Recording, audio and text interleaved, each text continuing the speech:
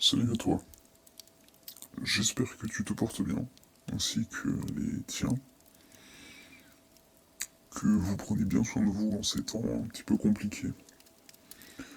Donc le sujet qu'on va aborder, c'est pas forcément celui qui me préoccupe le plus en ce moment, parce que finalement c'est en train de se dérouler sans qu'on ait à y faire quoi que ce soit, le temps fera les choses.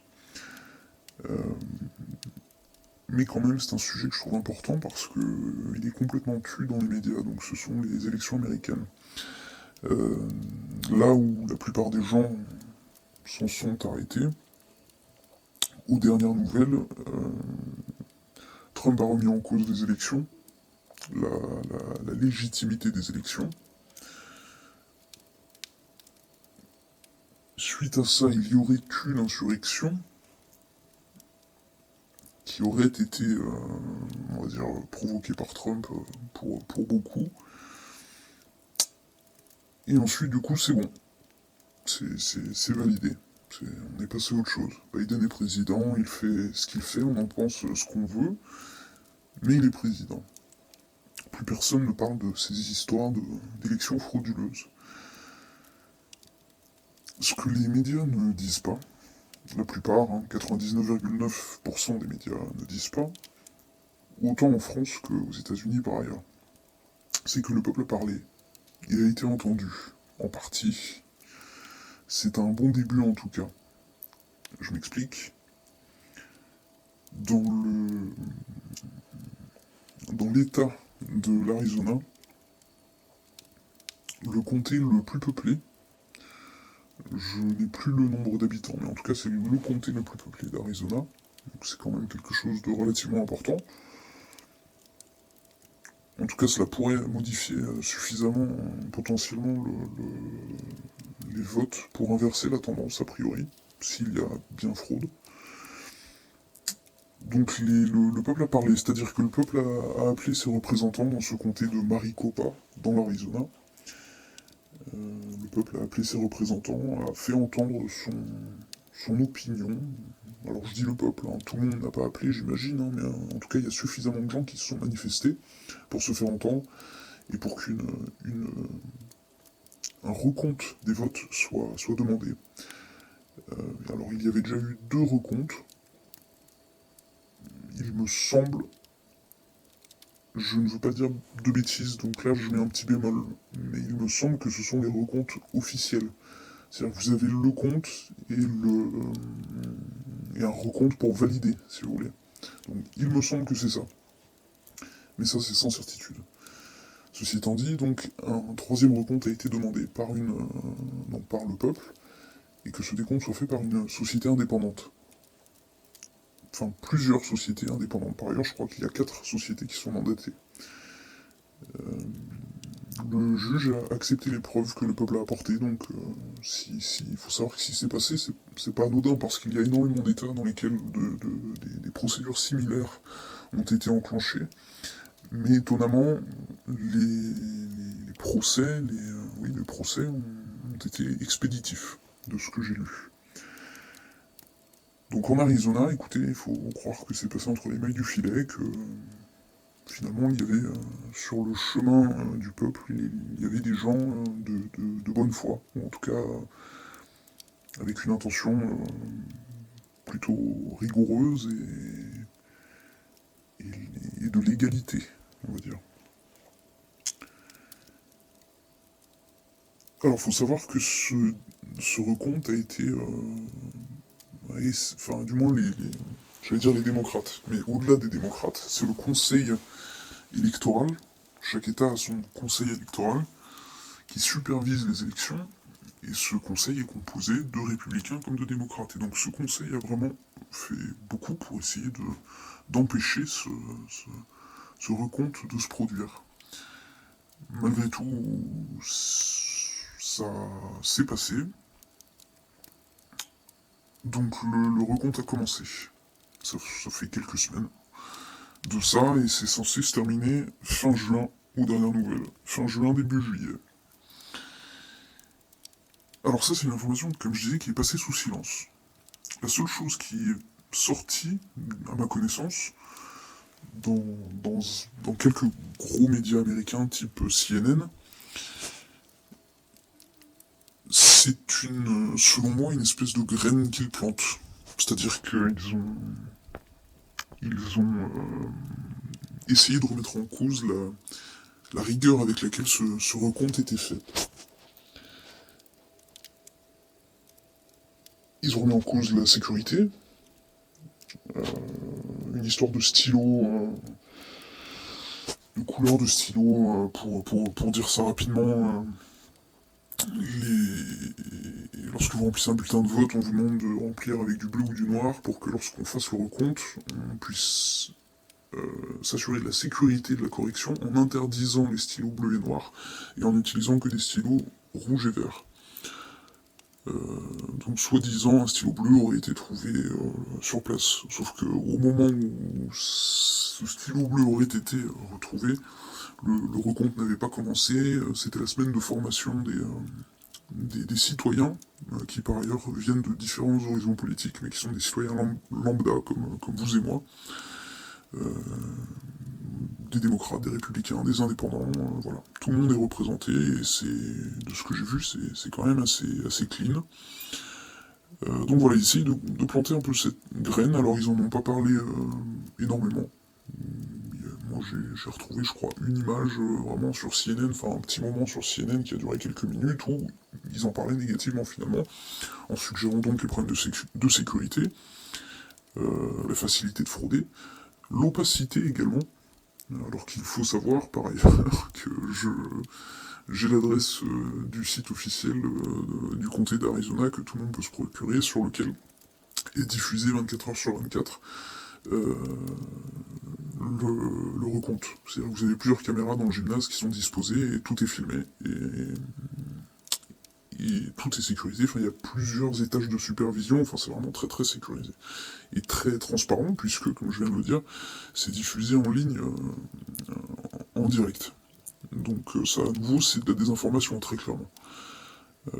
Ils ont aussi suggéré une histoire de conflit d'intérêts qui proviendrait de l'une des entreprises qui ont été mandatées pour ce recompte, notamment en ce qui concerne les fameux serveurs Dominion, qui ont causé beaucoup de controverses. Et en fait, enfin, ça, pareil, ça c'est, je ne sais absolument pas d'où sort cette information que le mec qui a cette boîte aurait un conflit d'intérêt, serait un pro-Trump, serait orienté. J'ai rien trouvé à ce sujet, franchement. Au contraire, tout ce que j'ai trouvé, c'est qu'en 2016, je ne sais pas si vous vous souvenez, mais en 2016, il a été révélé au grand public, avec certains leaks, que le Parti démocrate avait tout fait pour faire sortir Bernie Sanders. Alors je ne sais pas si c'est avant ou après ces révélations, mais... alors non, parce que je crois que c'est sorti avant les élections dans le Parti démocrate. Alors à vérifier. Mais en gros, le mec qui gère cette boîte, qui est en train de faire le recompte, s'était déjà élevé à l'époque et avait dit faites un recompte des votes. Pour Bernie, justement, pas pour Trump ou qui que ce soit. Donc voilà, donc moi c'est tout ce que j'ai trouvé. Donc je trouve ça assez inquiétant finalement, cette grosse campagne d'omerta d'un côté, et la seule fois où finalement c'est évoqué dans les gros médias mainstream, comme on dit, c'est en négatif. Et pour le coup, ce sont très clairement des informations fausses que j'ai vérifiées, qui sont très facilement vérifiables, rien que le coût de la diffusion en direct, quoi. Enfin, c'est aberrant de dire que c'est opaque. Donc voilà, je trouvais ça important finalement de t'informer de ça, de vous informer de ça, parce que c'est vraiment à nouveau passé sous silence. Alors sans même juger finalement et sans faire de politique véritablement, moi ce que je trouve très intéressant à ce sujet, c'est que étonnamment, comme je disais, le peuple aurait été entendu. Écoutez, à voir comment ça va se dérouler, mais sur le principe, je trouve que c'est un signe démocratique relativement, je dis bien relativement, c'est une petite victoire, mais ça reste une victoire quand même, il faut le dire. C'est que, bah ouais, des gens se sont plaints suffisamment. Ils ont partagé, ils ont discuté entre eux, et ils ont à minima réussi à se faire entendre là-dessus. Ce qui est, je trouve, assez incroyable. Imaginez ça en France, avec un duo Macron-Le Pen. Enfin, c'est vraiment ce type de division. Enfin, je vais dire non, c'est pire que ça, parce que Macron, très peu de gens l'aiment vraiment, je crois. Mais, euh, mais voilà, je trouve ça assez intéressant, cette façon dont la vérité, finalement, est traitée. On lui marche dessus, on la sabote, Et là, Enfin, n'importe qui, à nouveau, peut vérifier ça, hein. Même en faisant du Google Trad, si vous parlez pas anglais, hein. Vous trouvez les articles et enfin, c'est ce que rapportent les sources officielles, hein, et ce que je vous dis sur cette audition, ce sont les sources officielles. C'est le site de l'État de l'Arizona, c'est très sérieux.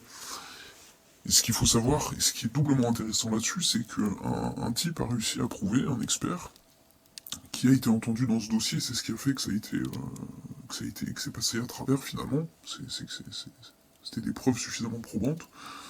Cet expert a démontré que, contrairement à ce qu'affirmait Dominion, leur système n'était absolument pas infaillible. En même temps, j'ai envie de dire, il faut être quand même sacrément perché à notre époque pour supposer que tout système est infaillible, enfin, que n'importe quel système puisse être infaillible. Avec le nombre de gens qui se mettent à bidouiller l'informatique et la démocratisation de celui-ci, c'est ça qui est fort, et c'est là que l'Internet, comme je le pense et je le dis souvent, peut se retourner totalement contre ses maîtres, et c'est un petit peu ce qui s'est passé là, avec cette histoire d'élection, parce que les gens ont entendu parler, les observateurs aux stations de vote, aux bulletins, enfin aux stations de vote, oui, enfin, j'ai pas le mot en français, mais les gens, les observateurs, pouvaient observer le dépouillage en fait. Et beaucoup de gens ont observé les dépouillages et ont vu des gens qui dépouillaient et qui passaient 10, 15 fois le même bulletin. C'est ce qu'ils déclarent avoir vu. Je ne dis pas qu'ils ont raison, qu'ils ont tort, je sais pas. C'est ce qu'ils disent avoir vu. Mais moi, je trouve ça suffisamment inquiétant que quelqu'un vienne à dire ça. Et c'est pas juste quelqu'un, c'est des milliers hein, de gens qui ont affirmé ça. Dans ce comté, en tout cas. Et dans beaucoup d'autres, je le sais aussi. Donc finalement, ce qu'a prouvé cet expert, c'est que, au contraire, c'est absolument pas infaillible, et c'est même très simple à bidouiller, et que il faut voir la vidéo, elle est en anglais, c'est dommage, mais le mec fait l'exemple. Il a une machine Dominion, il a l'ordinateur qui va avec, et il passe les bulletins, et juste avec un petit programme tout bête qu'il a préinstallé. Euh, Ce qu'il faut savoir, c'est que ceux qui utilisaient ces machines-là n'avaient pas accès, a priori, au mot de passe, si vous voulez, qui vous permettait d'accéder aux fonctionnalités internes. Déjà que soi-disant, il n'y avait pas de modem. Mais là, idem. Cet expert prouve il a réussi à juste hacker le poste, et il a installé un logiciel qui lui a permis de faire une inversion. Il l'a montré avec 7 votes. Il y avait 4, il a passé 4 votes pour Trump, 3 votes pour... alors non, 4 et 2, 3... Je vais y arriver, 4 3, ouais voilà. Donc 4 pour Trump, 2 pour Biden et 1 pour l'indépendante. Et le résultat final, parce qu'en fait, eux, tout ce qu'ils font, si vous voulez, ils ne comptent pas. Quand quelqu'un passe ces bulletins de vote-là, il les passe juste. La machine fait le reste. Enfin, à la limite, il appuie sur un bouton, mais il ne fait pas de compte lui-même. Il met le bulletin dans la machine et la machine compte. Et ce que ce mec-là a prouvé, c'est que, avec un simple logiciel, tu passes tes bulletins et le ticket finalement, parce que c'est comme ça que ça se présente pour ceux qui travaillent dans des commerces ou avec des terminaux de paiement, des caisses, c'est un petit peu comme quand vous faites votre caisse à la fin de la journée.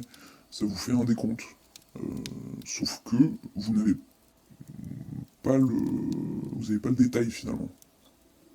Enfin, vous avez un petit détail, mais pas suffisamment précis, si vous voulez, pour vraiment comparer et faire des vérifications sur ce ticket même. Il faut un processus plus compliqué où vous reprenez tous vos bulletins, vous prenez votre ticket et vous comptez tous les bulletins manuellement. Là, ce qui a été fait juste, c'est que quelqu'un a passé les bulletins dans les machines, à la fin de la journée, il a dit ciao, ou pas. Il y a d'autres théories à ce sujet. Et il a sorti son ticket et il s'est juste assuré que le total de bulletins était le bon. Parce que ça, par contre, il le compte, je crois. En tout cas, c'est ce qui devrait se passer. Donc bref, je suis désolé, je suis rentré un petit peu dans les détails, mais c'est assez intéressant. Donc cet expert-là a prouvé finalement qu'avec une simple manipulation dans l'ordinateur à la base, donc c'est pas forcément la faute des gens qui ont passé les bulletins non plus, avec une simple petite manip, faite en dehors des heures d'ouverture ou de base, on inverse. Donc là où il a passé 4 votes Trump, 3 Biden et 1 indépendant, le ticket a ressorti 20 secondes plus tard l'inverse. Il y avait 4 votes Biden, 3 votes Trump et 1 vote indépendant. Et ça, c'est du coup extrêmement intéressant puisque cette information étant en train de se répandre chez ceux qui sont mécontents de l'élection, et bien de plus en plus de gens vont pouvoir montrer leur mécontentement, se dire que certains ont réussi à se faire entendre ailleurs, donc pourquoi pas nous. Donc j'ai envie de dire qu'il y a je sais pas, il y a une espèce je sens qu'on est dans une ère un petit peu pivot, peut-être que ce n'est qu'une illusion, mais en tout cas des choses se passent et sont tues, pour une raison ou une autre, probablement une autre, et je trouve important de t'informer de ça. Donc je te tiendrai au courant là-dessus, en fonction des avancées, et en attendant, on a énormément de sujets à aborder. Prends soin de toi.